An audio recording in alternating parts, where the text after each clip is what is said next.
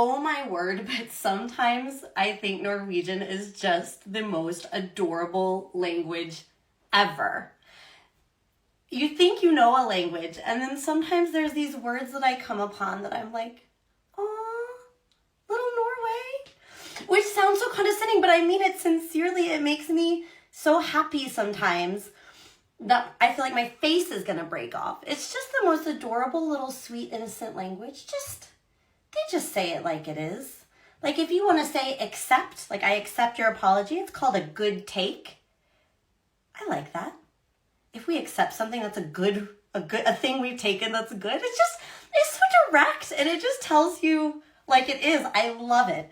So the word I learned recently, and I kid you not when I say I laughed till I cried in a sweet, respectful way, I laughed till I cried for 30 minutes. It just made me so happy. Okay, this is the word. It's the Norwegian word for tuxedo. And the word is smoking. Like smoking. But you say it with a Norwegian accent, obviously. Smoking. Maybe this seems like a weird word to have brought me such delight. And I realized the reason is historical and would be interesting maybe for you guys watching. I can't fully prove this. I am not an etymologist, but I am reasonably sure, given my background in viktoriansk alder, litteratur og historikk, that I know the reason. Because in the Victorian era, Norway shared a ton culturally with Britain.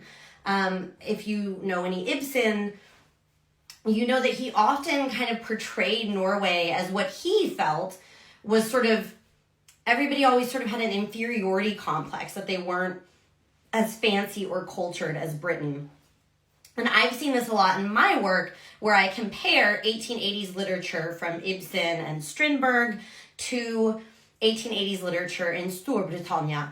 And I've been one of the only scholars to really demonstrate how some of these authors at what we call the fin de siècle, the end of the century, were really talking about very similar themes. So culturally, Norway was drawing a lot from Great Britain at that time, sort of aspirationally, like they wanted to like be as cool as Britain and sort of sometimes felt like they had a bit of a chip on their shoulder or like nobody saw them as worthwhile. Okay, so here it comes. Smoking for tuxedo. I am like 90% sure that this comes from the rise in fashion in the Victorian era of the smoking jacket.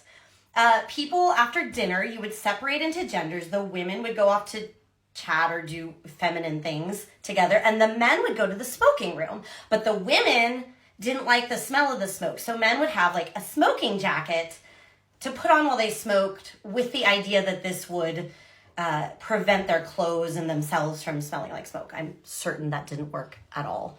But the smoking jacket was essentially a blazer or a tuxedo looking jacket, and I don't even want to research it, to be honest, because I just want it to be true in my head. It feels like a harmless belief to have. I'm sure I could look up when the use of the word smoking began as a word for tuxedos in Norwegian.